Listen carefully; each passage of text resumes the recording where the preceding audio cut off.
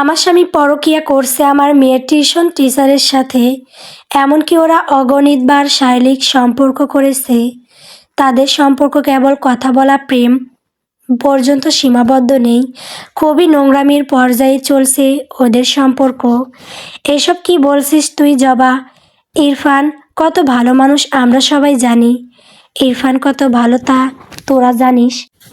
আরও কতটা sex addicted, pervert, আর নারী শরীরের প্রতি ওর কী পরিমাণ লোভ তা আমি জানি। আমি তো ওর স্ত্রী, 11 বছর যাবৎ সংসার করছি, ওকে ভালো করেই চিনি। ইরফান সিনথিয়ার অবৈধ সম্পর্ক অনেক দিন যাবতই চলছে। জবার বান্ধবী ইসাফ বলল, তুই কিভাবে এসব জানলি? নিজ চোখে দেখেছিস? না, নিজ চোখে সরাসরি দেখিনি, আবার দেখেছিও। আগে একজন আমাকে ফেক আইডি থেকে কিছু ছবি পাঠিয়েছে, সেখানেই প্রমাণ হয়েছে ওরা অবৈধ সম্পর্কে জড়িত।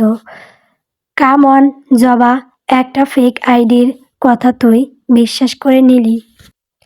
ছবিগুলো তো ফেকও হতে পারে। তোর মনে হয় আমি ভালোভাবে তদন্ত না করে কারো কথা বিশ্বাস করব? আমি জবা চৌধুরী কোনো কিছু স্পষ্টভাবে না জেনে কিছু বলি না। ফেক আইডির সে মহিলাকে তাও আমি জানি। আমি সব জানি, সব প্রমাণ আমার কাছে আছে। তাহলে কি করবি? আগে সিনথিয়াকে দেখি, তারপর ইরফানকে দেখব। দ্রুতর এমন অবস্থা করব যে মরতে চেয়েও পারবে না। ওদের নিঃশ্বাস নেওয়াও আমি কষ্টকর করে দিব। সিনথিয়াদের বাসার সবাই থমথমে মুখে বসে আছে।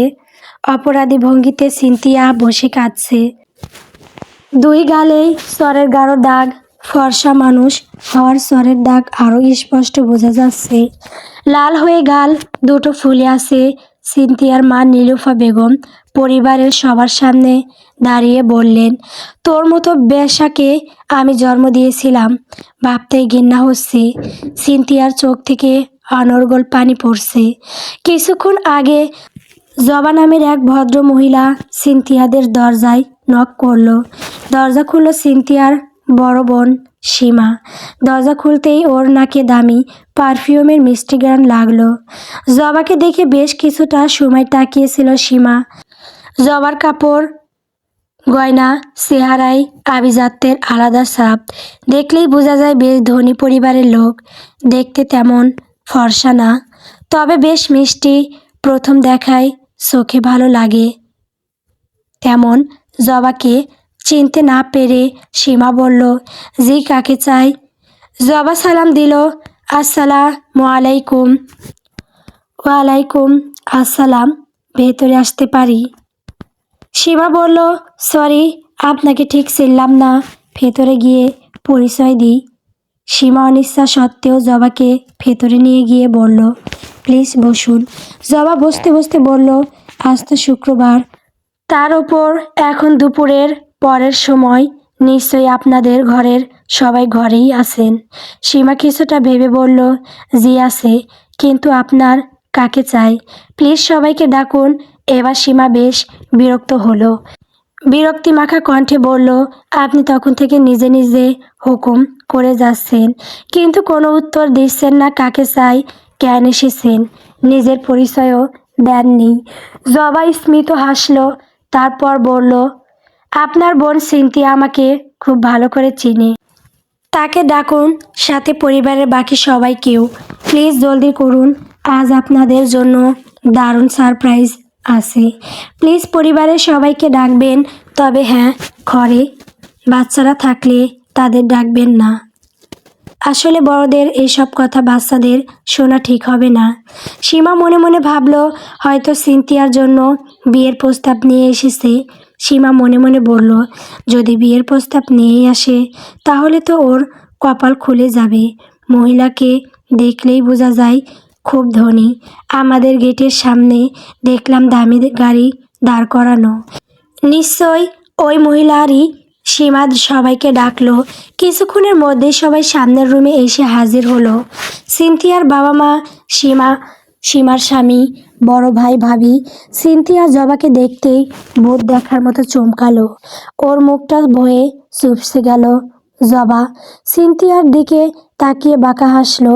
সবাই বসার পর সিনথিয়ার বাবা হক সাহেব জিজ্ঞেস করলো, জি আপনাকে তো ঠিক চিনতে পারলাম না।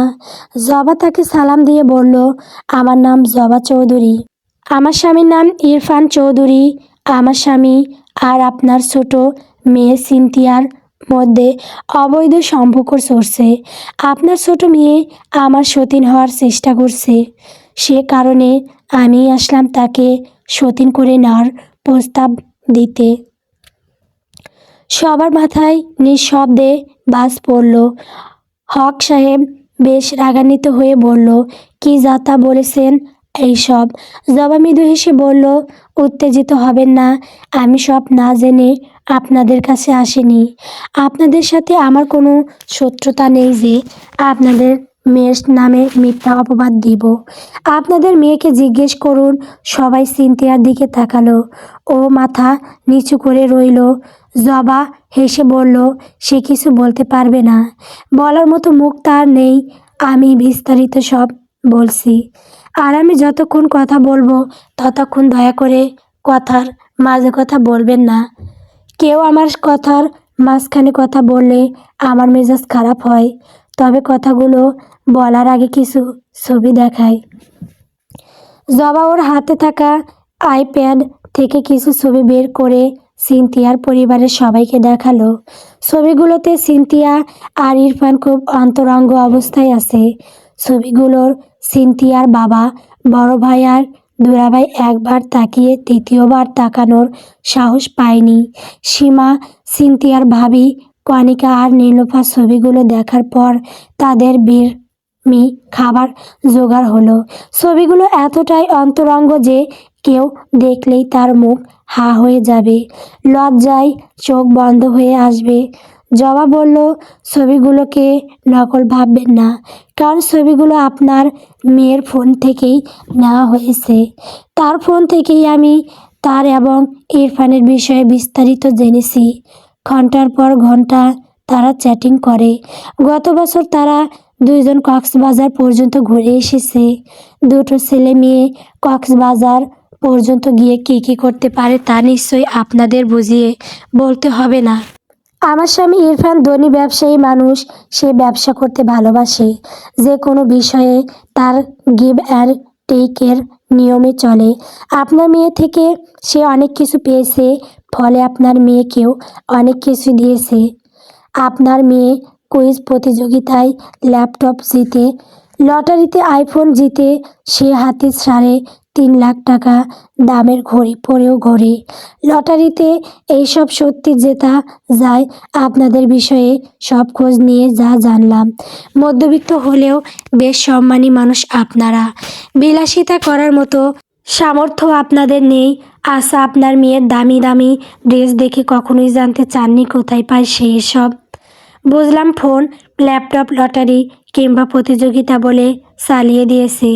তবে আপনাদের মেয়ে যেভাবে চলাফেরা করে তাতে তাকে উচ্চবিত্ত লাগে। কখনোই মনে প্রশ্ন জাগেনি যেখানে আপনারা এত সাধারণ জীবন যাপন করেন সেখানে আপনাদের মেয়ে এত বিলাসিতা কী করে করে। সীমা সিনথিয়ার দিকে তাকিয়ে দাঁতে দাঁত চেপে বলল, তুই না বলতি ইরফান সাহেবের মেয়েকে প্রাইভেট পড়াস, মাসে 10,000 টাকা দেয় টিউশন ফ্রি। টিউশনির টাকা দিয়ে এইসব কিনিস, তাহলে এইসব করে কিনতি। সিনথিয়া মাথা নিচু করে রইল। জবা বলল, হাসালেন আপা, আমার মেয়ের বয়স 7 বছর, এবার কেজি 1-এ পড়ে। কেজি 1-এর একটা বাচ্চাকে পড়ানোর ফ্রি 10,000 টাকা। কেন মানুষকে টাকায় গুতায়? আপনার বোনকে প্রতি মাসে 2,000 টাকা দিতাম আমার মেয়েকে পড়ানোর বদৌলতে। আপনার বোন আমার মেয়েকে পড়াতে গিয়ে আমার স্বামীকেও পড়ানো শুরু করলো। তাদের মধ্যে সম্পর্ক অনেক গভীর। ইতিমধ্যে তারা কতবার ফিজিক্যাল রিলেশন করেছে তা হিসাব নেই। আমার স্বামী নিশ্চয়ই ওকে বলছে বিয়ে করবে, কিন্তু ট্রাস্ট মি, ও কখনোই তা করতো না কিংবা করবে না। প্রথম এবং শেষ কথা, সে মরার আগ পর্যন্ত আমার সাথে থাকতে বাধ্য, কারণ তার বিষয় সম্পত্তি সব আমার নামে। আমাকে ছাড়লে সে পথের ভিখারি হয়ে যাবে। আপনাদের মেয়েকে বলুন আমি ওই লম্পটটাকে ছেড়ে দিচ্ছি, ও ওই ভিক্ষুকটাকে বিয়ে করে নিক। আমার কথা বিশ্বাস না হলে আমার কাছে কিছু ভিডিও আছে। আমার অনুপস্থিতিতে আপনার মেয়ে আর আমার স্বামী কি করতো তার ভিডিও রেকর্ড, একদম ঝকঝকে পিকচার কোয়ালিটির। দেখতে চাইলে দেখাতে পারি। সিনথিয়া জবার পা জড়িয়ে ধরে বলল, আপা প্লিজ এমনটা করবেন না। জবা সিনথিয়ার দিকে তাকিয়ে এসে বলল, আমাকে আপা নয় ম্যাডাম ডাকো। আপা ডেকে আমার সাথে সম্পর্ক গড়ার কোনো কারণ নেই।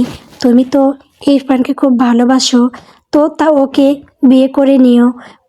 কয়েক মাসের মধ্যে আমাদের ডিভোর্স হয়ে যাবে। ইরফান চৌধুরী হয়েছে আমার বাবার টাকার বদলে। সেই টাকা পেয়ে আমাকে ধোঁকা দিবে, কিন্তু আমি তো ওকে শান্তিতে থাকতে দিব না। ওর শান্তি হারাম করার গুরু দায়িত্ব আমি কাঁধে তুলে নিলাম। ও হ্যাঁ, আমার টাকায় কেনা তোমার আইফোনটি আমার কাছেই আছে।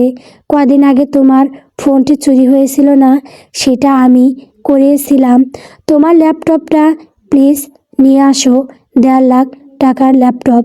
আর গত বছর থেকে যাবৎ মানে গত 1 বছরে ইরফান তোমার পিছনে 6,90,000 টাকা ব্যয় করেছে, হয়তো এর চেয়ে বেশি। কিন্তু ইরফান আমাকেও এতটারই হিসাব দিয়েছে। যাক, সব কিছু তো হিসাব করে চলে না। আমি ইরফানের হিসাব মেনে বাকিটা ছেড়ে দিলাম। এই 6,90,000 টাকা 2 মাসের মধ্যে তুমি আমাকে ফেরত দিবে। বাকি যে টাকার হিসাব পাইনি সেটা টাকা তোমাকে ভিক্ষা দিলাম। 1 মিনিট, তোমাকে পুরো টাকাটা দিতে হবে না। তুমি আমাকে 6 লক্ষ দিবে। বাকি যে টাকার হিসাব পাইনি এবং সাথে 90,000 টাকা তোমার রেট।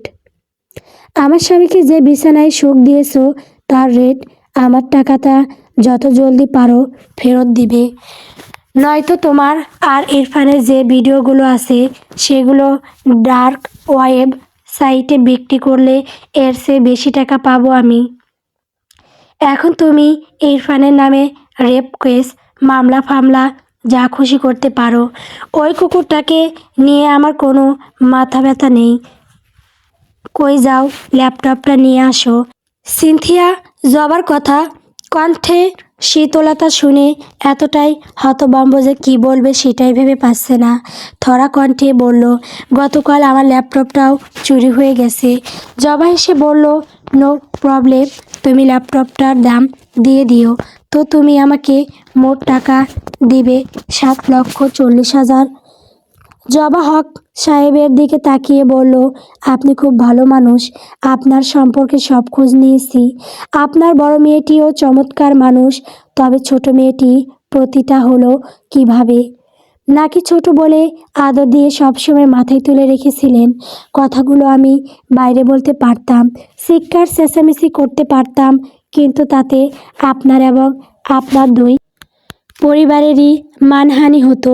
আপনি এবার ভেবে দেখুন মেয়েকে কি করবেন। আর আপনার মেয়ে ভাবুক কি করে আমার টাকা শোধ দিবে। আমি আর কথা বলবো না, চললাম। জবা যেমন নিঃশব্দে এসেছিল শীতল কণ্ঠে কথাগুলো বলে তেমন নিঃশব্দেই চলে গেল। জবার কথায় সবাই এতটা হতভম্ব যে ওর কথার পিঠে কেউ কিছুই বলতে পারল না। সবাই হতভম্ব হয়ে যার যার স্থানেই বসে রইল। জবা চলে যেতেই নীলুফা বেগম দাঁড়িয়ে সিনথিয়ার কাছে গিয়ে ওকে অনবরত সোয়ার মারতে লাগলো, যতক্ষণ না সীমার বর শফিক তাকে থামালো। সোয়ার খেতে খেতে সিনথিয়ার গাল দুটো রক্তিম বর্ণ ধারণ করেছে। সিনথিয়ার মা চিৎকার করে বলল, তোর মতো বেশাকে আমি পেটে ধরেছিলাম, ভাবতেই নিজের প্রতি ঘেন্না হচ্ছে। তোর মতো কুলঙ্গার আমার গর্ভে কি করে জন্ম হলো? সিনথিয়া স্তব্ধ হয়ে দাঁড়িয়েই রইল। চোখ থেকে অনর্গল জল পড়তে লাগলো। বাসার কারোই কাছে ক্ষমা চাইবার মতো কিংবা কিছু বলার মতো মুখ ওর নেই। তাই চুপ করে দাঁড়িয়ে ওর মায়ের মার হজম করছিল। নীলুফাকে শফিক থামাতেই সীমা গিয়ে ঠাস ঠাস স্বর বসিয়ে দিল সিনথিয়ার গালে। তারপর বলল, এর আগে তুই একটা ছেলের সাথে রিলেশনে ছিলিস, তখন আমি সাবধান করে দিয়েছিলাম যাতে এসব চোখ করে না পড়িস।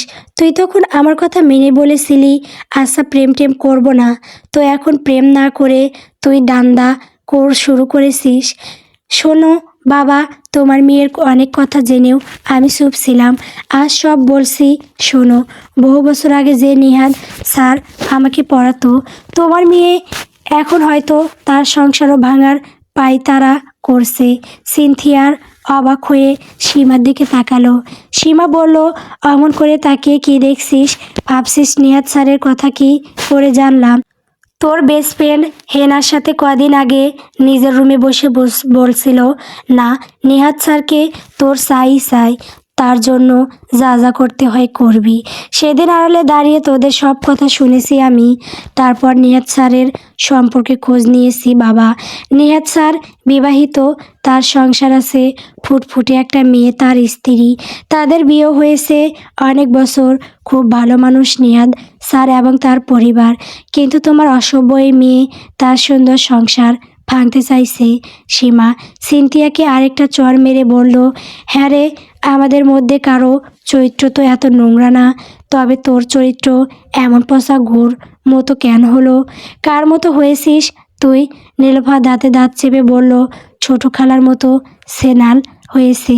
ওর ছোট খালাকেও বাবা এই কারণে ত্যায্য করেছিল। যৌবনকালে ছেলেদের সাথে তার ফুষ্টিনিষ্টি বেশি ছিল।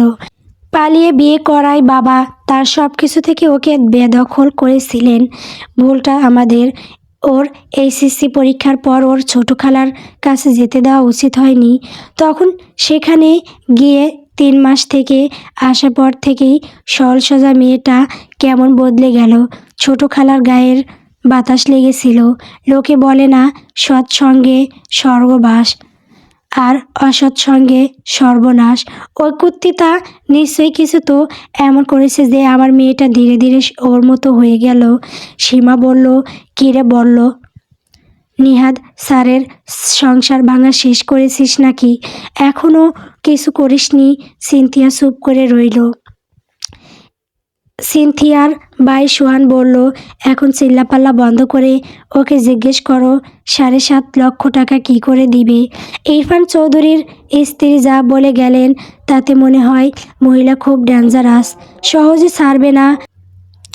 হক সাহেব এতক্ষণ চুপ থাকলেও এবার বলল, যে অপকর্ম করেছে তার অপকর্মের ফল সে ভোগ করবে। আজ থেকে আমার মেয়ে একটাই, ওকে বের হয়ে যেতে বলো, তারপর যা খুশি করুক, যেভাবে খুশি টাকা দিক। হক সাহেব উঠে নিজের রুমে চলে গেলেন। নীলুফা সিনথিয়ার মুখে একদলা থুথু ছিটিয়ে চলে গেল। সবাই যে যার মতো ওকে কথা শুনিয়ে চলে গেল। সিনথিয়ার ভাবি বুর্জমা ওর কাছে এসে বলল, রুমে যা, বাবার এখন মাথা গরম। রাগ পড়লে বুঝিয়ে বলবো। ও ঝুমাকে জড়িয়ে ধরে কাঁদতে লাগলো। কষ্টে অপমানে কোনো কথাই বলতে পারল না। ঝুমা ওর কান্না দেখে মনে মনে বিরক্ত হয়ে বলল, নিজে আকামের করবে আবার ডং মারিয়ে কাঁদবে। ফালতু মেয়ে, কম তো জ্বালাসনি আমাকে। আল্লাহ তার বিচার করছেন, আরও করবে। কারো সংসার ভাঙতে চাওয়া মস্ত বড় গুনাহের কাজ। আর তুই তো পরকিয়া মারিয়ে ইরফান চৌধুরীর সংসার ভেঙেছিস, তোর স্যার নিহাদের সংসার ভেঙেছিস কি না তা তো জানি না। আমার সংসার ভাঙার জন্য তো কম চেষ্টা করিসনি। তোর ভাইয়ের জন্য সুন্দর মেয়ে আনতে চেয়েছিলি। তোর মা বাবা আমার মতো শ্যামলা মেয়েকে পছন্দ করেছে বলে কম জ্বালাসনি আমাকে। কথায় কথায় বলতি তোর ভাইকে আবার বিয়ে করাবি। ভাগ্যিস তোর মা বাবা ভাই তোর মতো না, নয়তো এতদিনে আমার সংসার ভাঙা শেষ করতি। রাক্ষসী যেখানে যায়, যার ঘরে যায়, তার সংসারে বদ নজর দেয়। মনের কথা মনে চেপে ঝুমা বলল, যা নিজের রুমে যা, আমি দেখি বাকিদের বোঝাতে পারি কি না। সিনথিয়া কাঁদতে কাঁদতে রুমে চলে গেল। ঝুমা বিরক্তি প্রকাশ করে খুব খারাপ কথা বলে বলল, বেশাগিরি করে আবার ন্যাকামি খুব মারাচ্ছে। জবা রাজকীয় ভঙ্গিতে সোফায় বসে আছে। ওর চাল চলনে একটা রাজকীয় আর আভিজাত্যের ছাপ বরাবরই প্রকাশ পায়। ইরফান অপরাধী ভঙ্গিতে মাথা নিচু করে ওর অপর পাশের সোফায় বসে আছে। জবা রহস্যময় ভঙ্গিতে এসে বলল, সিনথিয়া ব্যতীত আর কোনো মেয়ের সাথে শুয়েছো তুমি ইরফান? আর কারোর সাথে না? তুমি বললেই তো আমি বিশ্বাস করব না। তোমার মতো পারভার্টকে আমি ভালো করে চিনি। সত্যি বলছি, তুমি ব্যতীত আমি কাউকে ভালোবাসি না। সিনথিয়া আমাকে ট্র্যাপে ফেলেছে, আমি ভ্রমের মধ্যে ছিলাম। জবা হাসলো, রক্ত হিম করে দেওয়া ঠান্ডা হাসি। ইরফান জবার এই হাসিকে চিনে। ও জানে জবা ওর সাথে এখন ভালো কিছু করবে না। ও চাইলেও জবাকে ছাড়তে পারবে না। সে পথ জবা রাখেনি। জবাকে ছাড়া মানে ওর পথের ভিখারি হয়ে যাওয়া, সাথে 50 কোটি টাকার দেনা মাথায়। দেনাদাররা ওকে খুন করে ফেলবে। এখন যেভাবেই হোক জবাকে মানিয়ে পর সাথে থাকতে হবে। একবার সব নিজের প্ল্যান মতো হলে ও নিজেই জবাকে দুনিয়া থেকে বিদায় করে দিত। কিন্তু এত বছরের পর পরিকল্পনা কি ভুলে পণ্ড হলো? ও বুঝতে পারছে না সিনথিয়ার সাথে ওর সম্পর্কের বিষয়টি। জবা কিভাবে জানলো সেটা ও বুঝতে পারছে না। এই বিষয়টা জবা জানার পর এখন ওর পরিকল্পনা আবার শুরু থেকে শুরু করতে হবে। রাগে ইরফানের গা থরথর করে কাঁপছে। মন চাচ্ছে এক্ষুনি জবাকে গলা টিপে মেরে ফেলতে, কিন্তু সেটা সম্ভব না। ওর এখন জবাকে তোষামত করে চলতে হবে। জবাকে আবার নিজের হাতে আনতে হবে। ইরফান জবার হাত ধরে বলল, একবার ক্ষমা করে দেখো, আমি পাল্টে যাব, তোমায় আর অভিযোগ করার সুযোগ দিব না। জবা এক দৃষ্টিতে ওর দিকে তাকিয়ে আছে। ও ইরফানকে নিয়ে ভাবছে না ইরফানকে কিভাবে সাইজটা করবে তাও জানে। তবে ও ভাবছে নিহাত সাহেবের স্ত্রীর কথা, কেন আমাকে ইরফান এসব খবর দিল। জবার ইরফানের 7 বছরের একমাত্র মেয়ে যারার বয়স 7 বছর। ওকে পড়ানোর জন্য সিনথিয়া জবার বাড়িতে এসেছিল।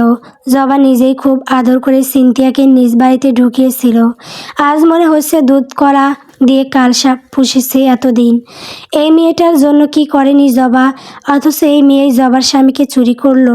সিনথিয়ার সাথে জবার পরিচয় হয় বছর 2 আগে খুলনায়। তখন সিনথিয়ারা খুলনায় থাকতো। ওর বাবার প্লাস্টিক সেখানে ছিল। জবার এক বান্ধবীর বাড়ির পার্টিতে দেখা হয়েছিল প্রথমেই। তখন সিনথিয়া কেবল ইন্টার পরীক্ষা দিয়েছে।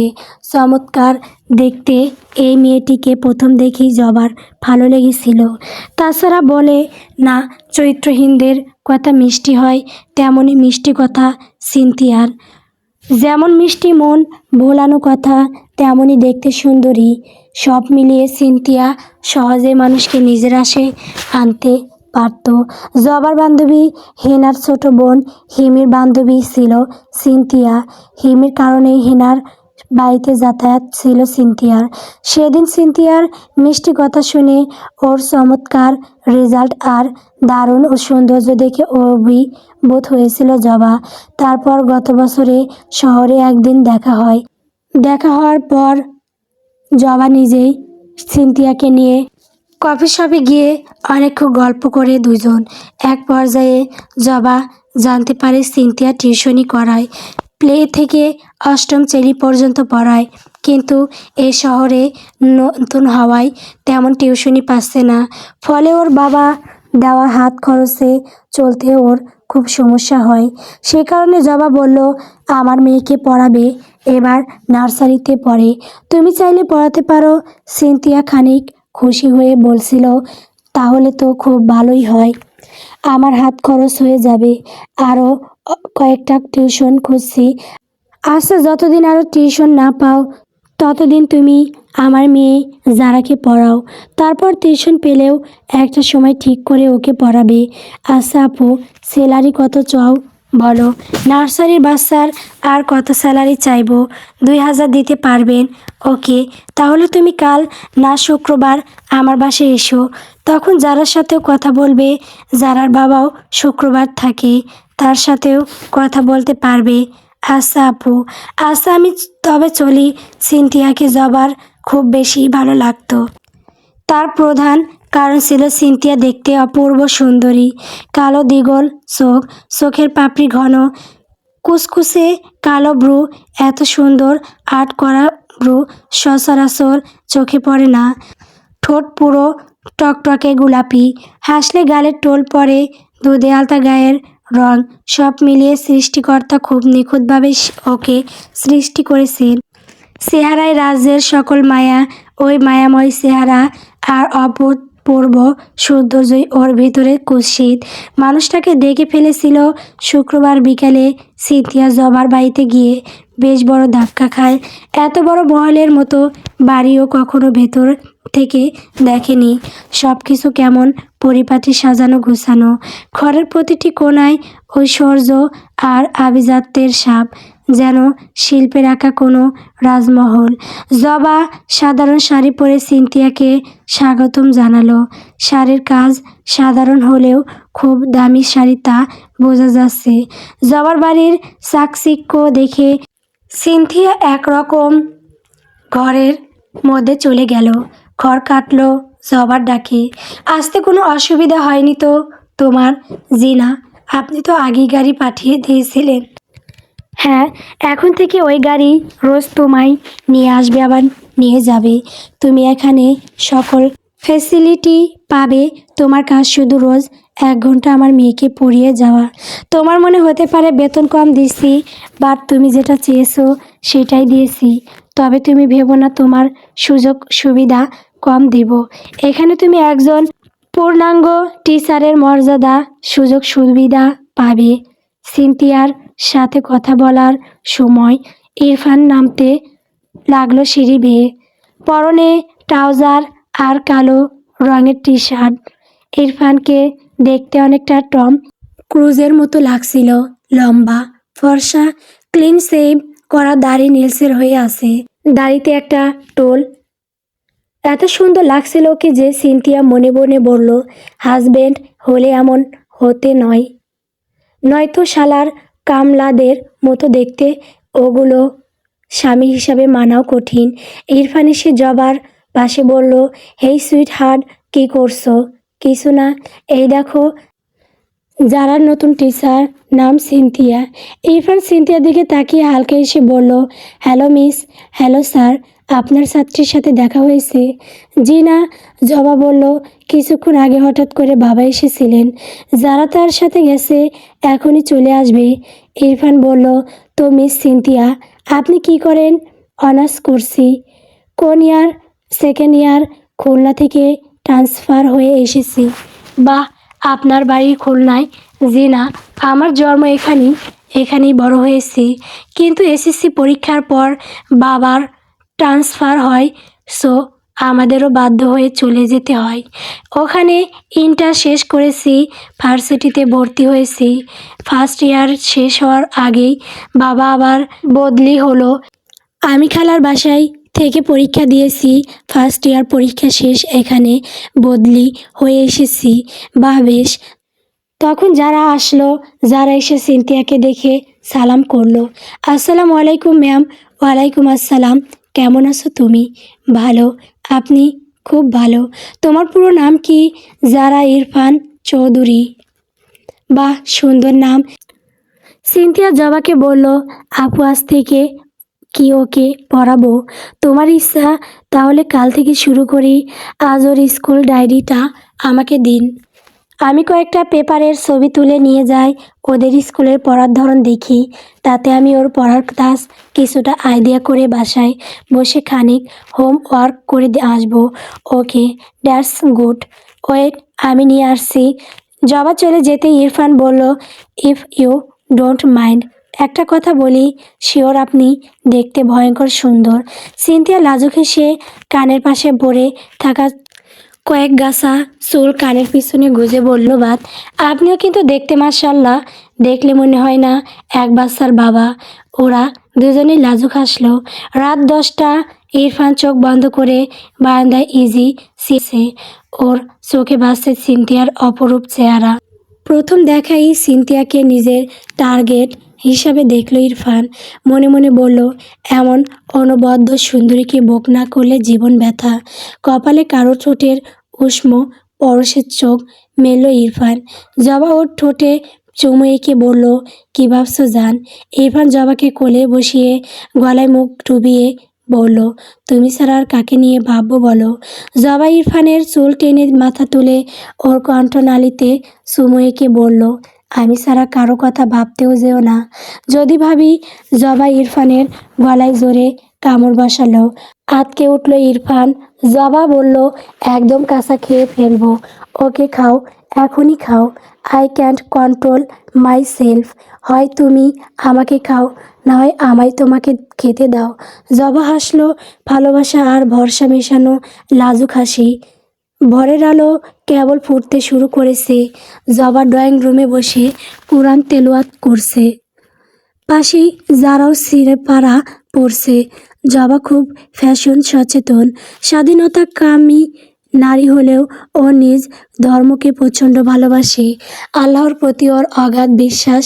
ও সবসময় বলে, ওর এত সুখ মহান রব দান করেছেন, তাই তার শুকরিয়া আদায় করা জরুরি। ইরফান নামাজ রোজা তেমন করে না, অনেকটা নাস্তিক টাইপ। মাঝে মাঝে মন চাইলে জুম্বারে মসজিদে যায়, নয়তো বাড়ি বসে নামাজ পড়ে না। জবা ওকে এত বোঝায়, ও তাও শোনে না। ইরফান অবশ্যই ইচ্ছা করেই নামাজ রোজা করে না। ওর ধারণা, নামাজ রোজা করলেও যে খারাপ কাজগুলো করছে তা করতে পারবে না। ইরফানের আসল রূপ আর উদ্দেশ্য থেকে জবা একদমই অবগত ছিল না তখন। যারাকে সিপারা পড়ায় সহায়তা করছিল এক মধ্যবয়স্ক মহিলা খাদিজা। তিনি হাফেজা, জবার বাড়ির ছোটা কাজের লোকও বলা যায় তাকে। পরিস্থিতি তাকে কাজে লোক করেছে। একটা ঝড় তাকে আজ জবার আশ্রিতা আর তার বাড়ির কাজের লোক করেছে। কাজ বলতে তিনি যারার দেখাশোনা করেন। তিনি অনেক সুন্দর কোরআন তেলাওয়াত করেন, যার কারণে জবা তাকে অনুরোধ করেছে যারাকে কোরআন পড়া শেখাতে। শেখ যখন যারাকে কোরআন পড়া শেখায় তখন জবাও পড়ে। জবার ভুল হলে তিনি শুধরে দেন। পড়ার শেষে জবা বলল, খাদিজা আপা, যারার টিচার কদিন যাবৎ যারাকে পড়াচ্ছে। মেয়েটাকে কেমন মনে হয় আপনার? দেখতে অতি সুন্দর মাশাআল্লাহ। যারাকে খুব সুন্দর বুঝিয়ে গুছিয়ে পড়ায়। আমার তো তাকে ভালোই লাগছে। যাক, আপনার ভালো লাগলে সে নিশ্চয়ই ভালো মানুষ। এটা কোনো কথা না জবা, আমার ভালো লাগার মানুষই যে ভালো হবে তেমন তো কথা নেই। মহানবী চাচাদের কি তার ভালো লাগলো না? লাগতো, কিন্তু তারা কিন্তু তার বিপক্ষে ছিল। জবা হেসে বলল, আপা, আপনি কত জ্ঞানী। না সোনা, আমি জ্ঞানী না, তবে তুমি মানুষ চেনার চেষ্টা করবে। জি আচ্ছা। সিনথিয়া আজ পড়াতে আসলো সন্ধ্যা নাগাদ। তখন খাদিজা, যারা বা জবা কেউ বাড়িতে ছিল না। ইরফান কেবল একা বাড়িতে। ইরফান ইচ্ছা করেই বাড়িতে একা থাকলো। জবা ইরফানকে আগেই বলেছিল সিনথিয়াকে কল করে বলতে যে আজ যারা পড়বে না, কিন্তু ইরফান ইচ্ছা করেই তা বলেনি। আজ সিনথিয়াকে নিজের ফাঁদে ফেলার প্রথম টপটা ফেলবে। ইরফান উন্মুক্ত হয়ে অপেক্ষা করছে সিনথিয়ার আসার। মনে মনে ভাবল, প্রথমবারই তো, আর বিছানায় নেওয়া সম্ভব না। প্রথমে কয়েকটা ধাপে কাজ করতে হবে। মেয়ে পটানোতে আমার সে দক্ষ কে আছে? এমন করেই তো জবাকে ফাঁদে ফেলেছিলাম। নয়তো ওর মতো কোটিপটির মেয়ে আমার মতো নিম্ন মধ্যবিত্ত পরিবারের ছেলেকে জীবনে বিয়ে করতো না। তখন জবা কেবল ভার্সিটিতে ক্লাস করা শুরু করেছিল। ইরফান তখন ভার্সিটির বেশ পরিচিত সিনিয়র ভাই। ইরফানের অতি সুদর্শন চেহারা, মিশুক চালচলন আর আকর্ষণীয় ব্যক্তিত্বই ওকে সবার কাছে সুপরিচিত করেছে। বিশেষ করে ইরফানের মেয়ে ভক্ত বেশি ছিল। ইরফান দেখতে ভালো, চমৎকার রেজাল্ট, অসাধারণ গানের গলা, সব মিলিয়ে মেয়েদের কাঙ্ক্ষিত পুরুষ ছিল সে। বাইরের সুদর্শন ইরফানকে সবাই চিনলেও ভেতরের কুৎসিত ইরফানকে ওর মা ব্যতীত কেউ চিনত না। সবার কাছে নিজের এমন প্রতিচ্ছবি তৈরি করেছিল ও। জবাকে প্রথম দেখে এবং জবার সম্পর্কে সব জেনে ইরফান জবাকে টার্গেট করে। ইরফান মনে মনে ভেবে নিয়েছিল জবাকে ও প্রেমিকা রূপে নয়, বরং স্ত্রী হিসেবে গ্রহণ করবে। জবা জয়নাল আবেদী সাহেবের একমাত্র মেয়ে, তার কোটি টাকার সম্পদের একমাত্র উত্তরাধিকারী। তো জবাকে ওর বাবার টাকার লোভে অনেকেই টার্গেট করেছিল, তবে সবাইকে টপকে ইরফান জিতে গিয়েছিল। সেদিন হেমন্তের হালকা কুয়া ভেজা সকাল ছিল। জবা ভার্সিটির এক কোণে বসে বই পড়ছিল। তার ঠিক অপর পাশে ইরফান বন্ধুদের নিয়ে গানের আসর বসালো। আমি তোমার মাঝে গেঁথেছি আমার প্রাণ, নিঃশব্দ রাতের মতো অগোচর টান, চোখের ভাষায় লিখেছি যে গান, তুমি কি শুনতে পাও তারই অবিরাম। তোমার হাসিতে রোদেলা সকাল, তোমার নীরবে ঝরে নীল বিকাল, স্পর্শনা ছুঁয়েও কত যে অনুভব, তোমায় ছায়াতেই খুঁজি আমার সব। আমি তোমার মাঝে গেঁথেছি আমার প্রাণ, ভাঙা স্বপ্নে তুমি আমার জ্ঞান, জ্বর এলে পাশে থেকো অবিচল, তোমার হাতেই আমার সব পথ চল। যদি কখনো হারাও অজানাই আমার, নামটি রেখো হৃদয়ের মনি কোঠায়, তোমার মাঝেই বাসার টান। আমি তোমার মাঝে গেঁথেছি আমার প্রাণ। জবা বইয়ের প্রাণে তাকিয়ে থাকলেও মুগ্ধ হয়ে শুনছিল ইরফানের গাওয়া গান। এত দরুদ আর মায়া দিয়ে কেউ গান গাইতে পারে তা জবা জানা ছিল না। গানের মায়ায় গিটারের টুংটাং শব্দে জবার চোখ ফেটে কান্না আসলো। মনে হলো সব থেকেও কী যেন নেই ওর জীবনে, কী যেন অসম্পূর্ণতায় ঘেরা ওর জীবন। এক অপূর্ণতা তীব্রভাবে পূর্ণতা পাওয়ার জন্য ছটফট করছে। মনের ভিতর ভালোবাসা নামক পাখিটা খাঁচা থেকে বের হওয়ার জন্য ছটফট করছে। অথচ কোনো অভাব নেই জবার জীবনে, তবুও যেন কিসের অভাব ওকে কষ্টে ডুবিয়ে ফেলছে। জবা হুট করে উঠে দাঁড়ালো, ইরফানের কাছে গিয়ে বলল, আজকের পর গান গাইলে আপনার গিটার আমি ভেঙে ফেলবো। ইরফান সহ ওর বন্ধুরা বেশ অবাক হয়ে তাকিয়ে রইল জবার পানে। জবা ইরফানের হাত থেকে গিটার নিয়ে সবগুলো তার ছিঁড়তে নিল। গিটারের তার ছিঁড়ল না, কিন্তু জবার হাত কেটে গল গল করে রক্ত বের হতে লাগলো। ইরফান শীতল চোখে জবার পানে তাকালো, তারপর জবার হাত ধরে গিটারটা নিয়ে পাশে রাখলো। জবার কাটা আঙ্গুলে নিজের রুমাল পেঁচিয়ে বলল, গিটারের তার কাটবেন বললেই হতো, আমি কেটে দিতাম, শুধু হাত কাটতে গেলেন কেন? আজ ভাত খাবেন কি করে? এতটুকুতেই জবা নিজেকে ইরফানের করে দিয়েছিল এই জীবনের জন্য। জবা নিজেও বুঝতে পারল না ওর ভেতরের পরিবর্তন। ও কেবল ব্যাকুল হয়ে পড়ল, সব সময় ব্যাকুল হয়ে থাকতো, যেন কিছু নেই জীবনে। ইরফানকে এক নজর দেখার জন্য ওর চোখ ছটফট করত, কিন্তু ইরফান সবসময় ওকে এড়িয়ে চলতো, দেখেও অদেখা করত, যেন জবার কোনো অস্তিত্বই নেই। এই এড়িয়ে চলা জবার হৃদয়কে রোজ হাজারবার টুকরো টুকরো করত। এভাবেই ছটফটানিতে প্রথম বর্ষ, দ্বিতীয় বর্ষ শেষ হলো। ইরফানের চতুর্থ বর্ষের পরীক্ষাও কদিন পর। তারপর আর ইরফান ভার্সিটিতে আসবে না। জবা ভাবলো ওর মনের কথা বলবে। জবা প্রায় ইরফানের কাছে যেত কথা বলতে, কিন্তু ইরফান যেন ওকে পাত্তাই দিত না। আজ জবা ইরফানের কাছে গিয়ে বলল, কী করছেন ইরফান ভাই? ইরফান গম্ভীর মুখে জবাব দিল, না স্যার, রকেটে বসে আছি, এখনই আমার পাছায় আগুন দিয়ে সে রকেট আকাশে উড়িয়ে দেওয়া হবে। ইরফানের বন্ধু মহলে হাসির রিড়িক পড়ে গেল। জবা লজ্জিত মুখে তাকিয়ে রইল। ইরফান ওর দিকে খানিকটা ঝুঁকে বলল, এই মেয়ে সবসময় আমার আগে পিছিয়ে থাকো কেন? Do you like me? জবাকে দেখতে অনেকটা ভীতু টাইপের মেয়ে মনে হলেও প্রচণ্ড সাহসী ও। তবে ওর মনের সাহস চেহারায় প্রকাশ পায় না। ওই যে একরকম লোক আছে না, যাদের চেহারা দেখে তাদের ভেতরে কথা ধরা যায় না, জবা তেমন ধারায় মানুষ। ইরফানের প্রশ্ন শুনে জবাদির কণ্ঠে বলল, নো। কথাটা শুনে ইরফান খানিকটা মর্মাহত হলো। মুহূর্তেই ওর চোখে মুখে বিষণ্ণতা ফুটে উঠল। পর মুহূর্তেই জবা বলল, I don't just like you, I love you. জবার এমন সাহসী উত্তরে সবাই বেশ অবাক হলো। একটা মেয়ে এতগুলো ছেলের সামনে অবলীলায় নিজের ভালোবাসার কথা বলছে, অথচ তার চোখে মুখে কোনো ভয় নেই, বরং ভালোবাসাকে নিজের করে নেওয়ার দৃঢ় পথটায়। জবার কথা শুনে ওর ভাবভঙ্গি দেখে ইরফান মুচকি হাসলো। ওর চোখে মুখে যুদ্ধে জয়লাভ করার উচ্ছ্বাস ঝরে পড়ছে। বলল, আমায় ভালোবাসার কারণ?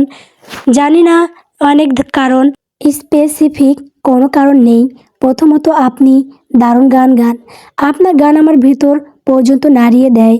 দ্বিতীয়ত আপনি দেখতে চমৎকার। তৃতীয় আমি জানি না আপনাকে কেন ভালোবাসলাম।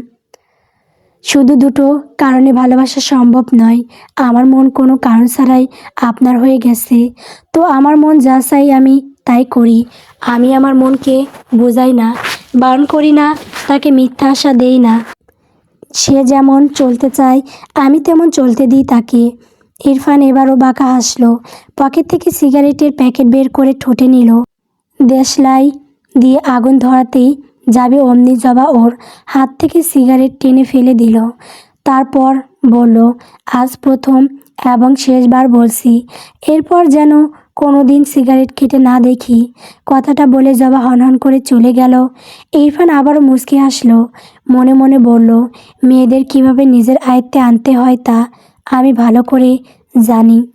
কয়েকদিন পর দিনের দ্বিপ্রহরে ভার্সিটির পুকুর পাড়ে পাকা বেঞ্চে একা বসেছিল ইরফান।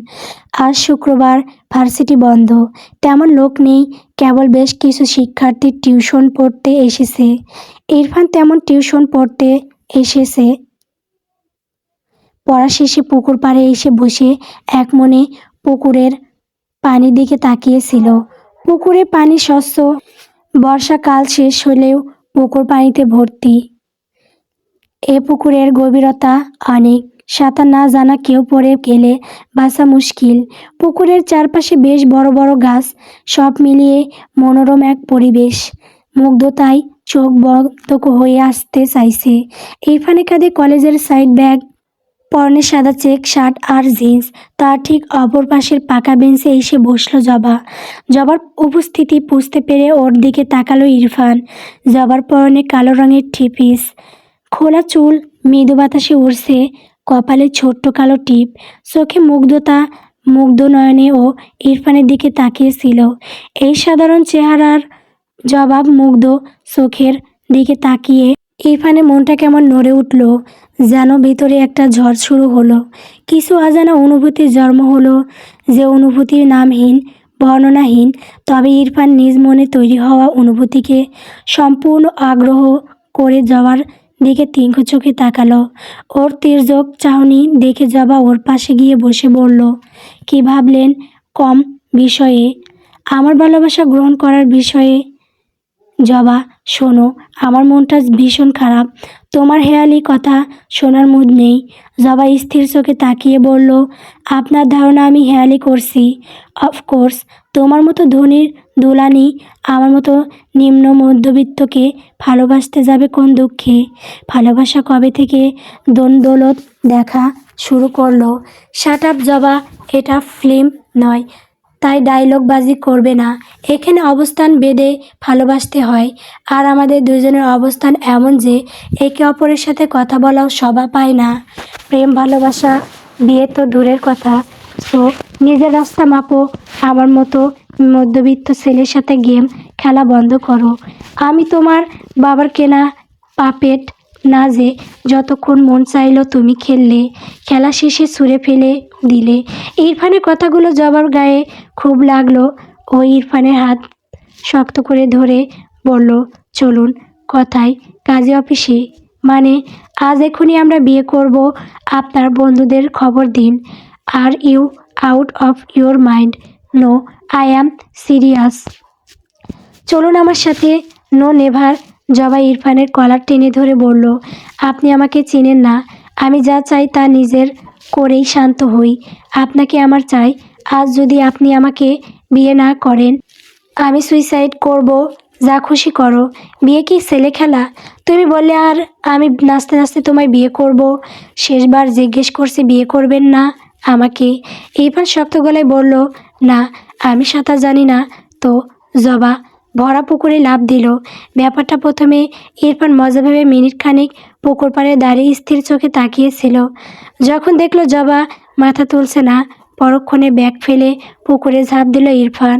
কয়েক মিনিট হন্যে হয়ে জবাকে খুঁজলো। ততক্ষণে কয়েকটা ছেলে মেয়ে জড়ো হয়েছে সেখানে। পাগলের মতো খুঁজতে খুঁজতে ইরফান যখন উপরে তাকালো, দেখলো জবা ভিজে সুনো বুনো হয়ে সিঁড়িতে বসে মৃদু হাসছে। ইরফানের দিকে তাকিয়ে বলল, স্কুলে সুইমিং চ্যাম্পিয়ন ছিলাম জনাব, উঠে আসুন। ইরফান রাগে থরথর করে কাঁপতে লাগলো। মন চাইছে থাপড়ে জবার দাঁত ফেলে দিবে। উপরে উঠতেই লাগলো ওকে থাপ্পড় মারার চিন্তা নিয়ে, কিন্তু জবার কাছে আসতেই জবা ভিজে শরীরে জড়িয়ে ধরল ইরফানকে। মুহূর্তেই ওর সকল রাগ পানির সাথে বহিত হয়ে গেল। ও সেদিন সন্ধ্যায় ওরা বিয়ে করলো।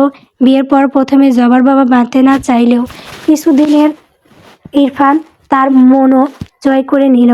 ইরফানের পরিবার বলতে ও মা কেবল তাকে নিয়ে একসাথে জবার বাড়িতে থাকা শুরু করলো। ধীরে ধীরে জয়নুল আবেদিন তার সকল ব্যবসায়ের পাওয়ার ইরফানের হাতে দিয়ে দিলেন। ইরফান মধু হয়ে তাদের মাঝে ঢুকেছে, বিষ হয়ে সবাইকে ধ্বংস করে বের হওয়ার জন্য। কিছুক্ষণ পরেই সিনথিয়া আসলো। ইরফান নিচে ওকে দেখে বেশ খুশি হলো, তবে নিচে গিয়ে দেখলো সিনথিয়ার সাথে জবাও আছে। জবাকে দেখে ইরফানের সকল উচ্ছ্বাসে মুহূর্তেই ঠান্ডা পানি পড়ল। চরম হতাশা আর বিরক্তি নিয়ে জবার পানি চেয়ে রইল। জবা ইরফানকে বলল, তুমি সিনথিয়াকে ফোন করে আসতে নিষেধ করনি?